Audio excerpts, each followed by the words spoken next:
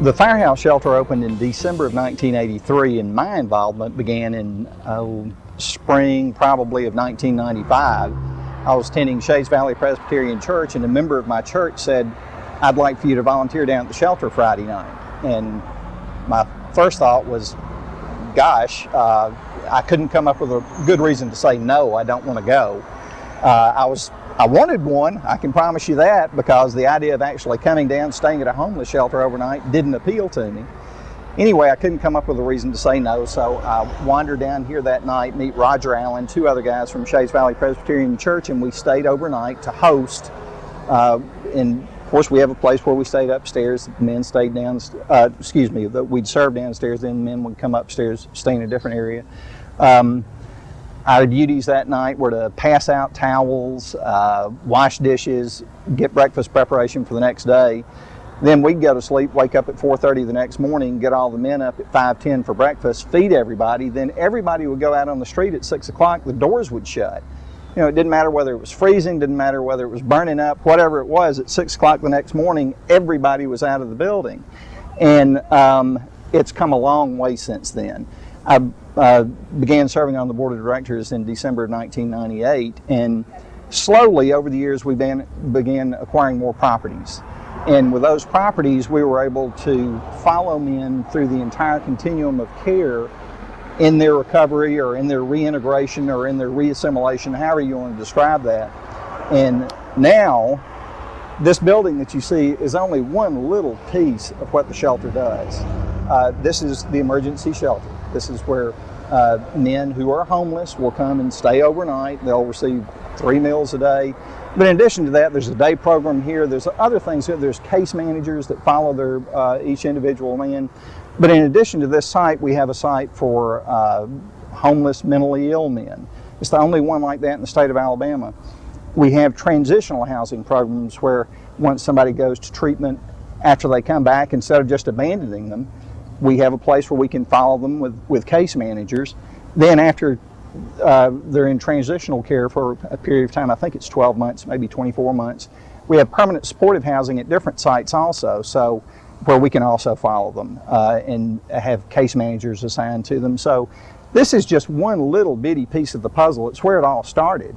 But any idea that the Firehouse Shelter is just warehousing men, that's wrong. We're not just putting men on a shelf and abandoning them. We are following men all the way through their recovery.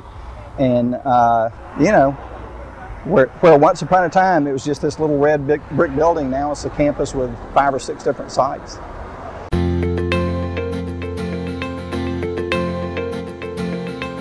I wish I knew the answer to that. I wish I could say, well, I can point to one particular thing. I can't. The only thing I can say is that I've been here on the board now for 14 years. I've watched the ministry progress, and I guess I haven't found a good reason to leave it.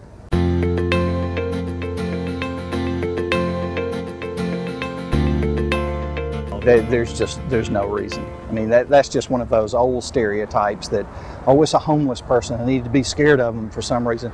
You know, I can remember in 1983, I guess it was, I went to New York with the University of Alabama Law School and would see homeless people and think, we'd point, say, look, there's homeless people. It didn't even occur to me back at that time that the problem was real and existent in Birmingham.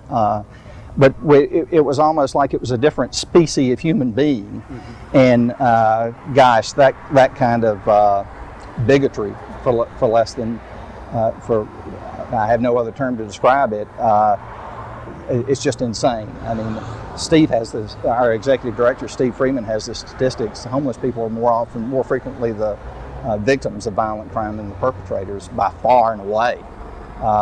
There's nothing to be scared of. You know, we'll sit in church and we hear how we're supposed to do things for the poor, and we'll acknowledge that, and then we leave church and go on about our business for the rest of the week and kind of forget about all that. Mm-hmm. Well, this is an opportunity not to forget about all that. Calvin Futch, one of the founders of the shelter, told me years ago, one of the guys that was around when it was founded, said, you know, really, when GBM came up with the idea of this, the whole idea was to get people out of the pews and into the fields where you could actually do something with your faith. You know, the old axiom, faith without works is dead. Well, here's an opportunity right here, right behind me. And nothing to be scared of. And the benefits for these men are just wonderful. And the benefits for me in getting out of myself and actually having to do something for somebody else have been extraordinary also.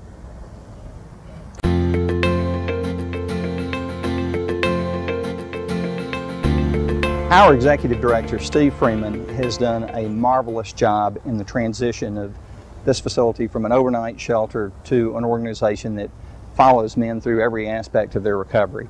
And the one thing that I would want anybody to take away when they see this building is that this is just a starting point. And the end point, hopefully, is that someone who at one time was homeless, wandering the streets, didn't have a place to stay at night, didn't have food to eat, is gainfully employed, nice good taxpayer like you and me, even owns their own home. And we have those success stories. That's actually happened. That's not a pipe dream anymore. And Steve's vision has been integral to that, from just this old red brick building to a phenomenal system that follows people all the way through the continuum of care.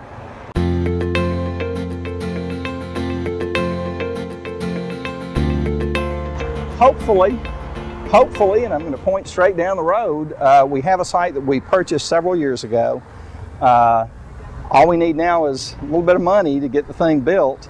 It's difficult economic times, you know, everybody recognizes that, but we envision a facility that would allow us to do a whole lot more under one roof and provide greater services to the people that we serve, and hopefully get them through whatever issues that they're having more quickly, and get them back out doing you know, what the rest of us in society are doing, working, paying taxes, raising families, being good husbands, being good fathers. You know, we're seeing it already. But we'd be able to do it much more efficiently if we could move into a new facility, which would be about 8 blocks straight down this road.